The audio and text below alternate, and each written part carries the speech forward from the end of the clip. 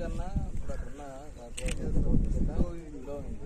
అంత లెక్క మనం రోడ్ లేపాలిగా లేపాలి లేకపోతే అప్పుడు ఎస్టిమేట్ తీసుకున్నట్టే దానికి ఒకసారి ఇచ్చేస్తే కాళ్ళు ఉంటాయి.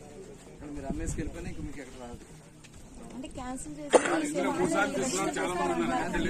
అది లేదండి. ఇప్పుడు ఖాళీ ప్లాట్ ఉంటుంది కదా సార్, వాళ్ళ ఇష్ట ప్రకారంగా మాకు కలిపితే వాళ్ళకి ఏదైనా సొల్యూషన్ చూడాలి. ఇక ఆడి జీవితంలో రాదు. ఇప్పుడు ఆన్లైన్ లేదు కల్పించడానికి అవకాశం మనం కాదు. కేంద్ర ప్రభుత్వం ఒక సిస్టమ్ పెట్టారు. జీవితంలో ఒక మనిషి ఒకసారి స్థలం ఇవ్వాలి, పేదలు కానీ పెట్టాలి. దాని ప్రకారం అయితే ఇప్పుడు ఉన్నదాంటే మనం ఏం చేయాలి ఏంటనేది ఆలోచిస్తాను.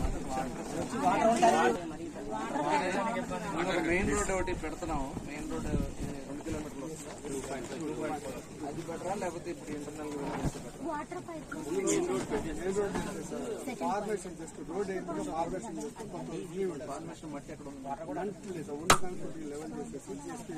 ఏదన్నా ప్రాబ్లం మట్టి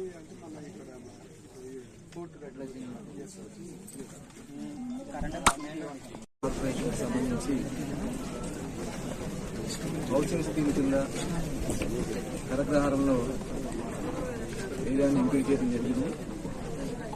కానీ బెనిఫిషియరీ ఐడెంటిఫికేషన్లో కానీ ఇక్కడ ప్లాటింగ్లో కానీ ఇక్కడ కనీసం మినిమం వసతులు కల్పించడంలో గత ప్రభుత్వం పూర్తిగా ఫెయిల్ అయింది.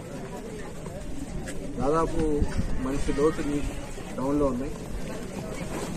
మట్టిలో కూడా స్కామ్ చేశారు.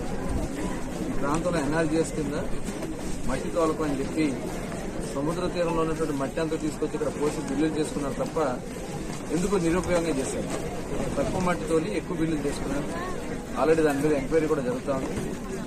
అయితే కొంతమంది ఇక్కడ ఇల్లు కట్టుకున్నారు కానీ కొంతమంది బేస్మెంట్ లెవెల్లో ఉన్నాయి, కొంతమంది రూఫ్ లెవెల్కి వచ్చారు, ఇంటర్ లెవెల్కి వచ్చారు, కొంతమంది పైన స్లాబ్ కూడా వేసుకున్నారు.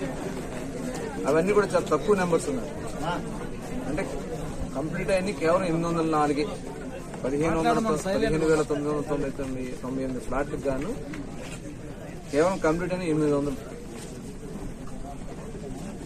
అంటే కనీసం 5%, 6% కూడా ఇల్లు కంప్లీట్ కాల. అట్లాగే కనీసం రోడ్లు లేవు, వాటర్ ఫెసిలిటీ లేదు, లైట్లు లేవు.